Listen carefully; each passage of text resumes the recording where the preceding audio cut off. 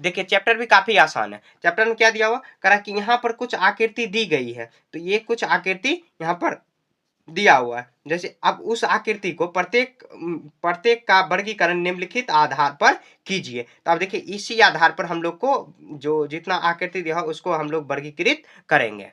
तो बना लेते हैं। प्रत्येक का वर्गीकरण निम्नलिखित आधार पर कीजिए। इसी तरह देखिए यहाँ पर क्या दिया हो, साधारण वक्र। साधारण वक्र हम लोग यहाँ पे डेफिनेशन में पढ़ चुके हैं, तो देखिए ये भी सिंपल वक्र हुआ।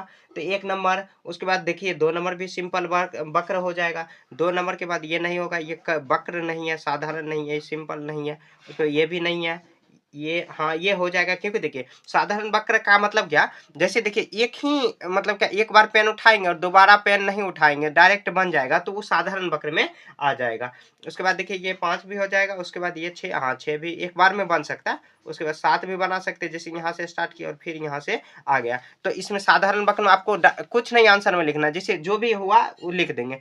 तो 1 नंबर हो जाएगा, उसके बाद 2 नंबर, फिर उसके बाद 5 नंबर, तो 5 नंबर लिख देंगे, ये रोमन में ही लिख देना। 6 नंबर, उसके बाद फिर 7 नंबर, तो लिख देंगे। तो ये सब साधारण वक्र हो गया। साधारण बंद वक्र मतलब साधारण भी होना चाहिए और बंद वक्र भी होना चाहिए। तो यहाँ पे देखिए ऐसे बंद तो सब यहाँ पर फिगर है, लेकिन साधारण और बंद होना चाहिए। तो यहाँ पे देखिए ये जितना यहाँ ऊपर में हुआ था वही सब हो जाएगा।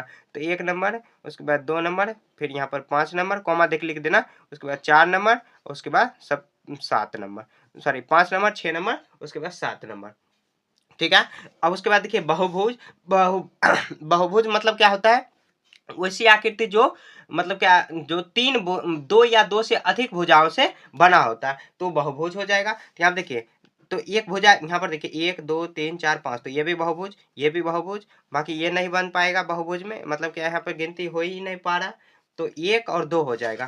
तो ये बहुभुज में, और ये सब में गिनती हो ही नहीं पा रहा है, 1 2 3 कोई चित्र डिफाइन ही नहीं हो रहा है, तो 1 नंबर और 2 नंबर हो जाएगा। अब देखिए उत्तल बहुभुज और अवतल बहुभुज हम लोग पीछे पढ़ चुके हैं। उत्तल किसको बोलेंगे, जो उभरा हुआ है उसको उत्तल। यहाँ पर देखिए यहाँ पर दिया हुआ है, जो ऐसे मतलब जो सिंपल में दिया हो उसको उत्तल बोलेंगे, और जो यहाँ पर जो धसा हुआ उसको अवतल बोल देंगे। इस तरह यहाँ पर इस हम लोग क्वेश्चन को सॉल्व कर लेंगे।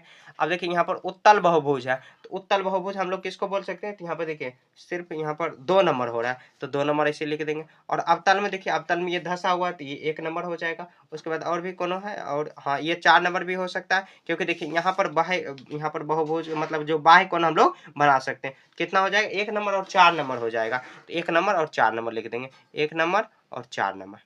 ठीक है, बस इतना ही लिखना है, जो हम लोग पीछे पढ़े हैं उसी के हेल्प से आपको ये इतना क्वेश्चन को ये सॉल्व कर लेनी है।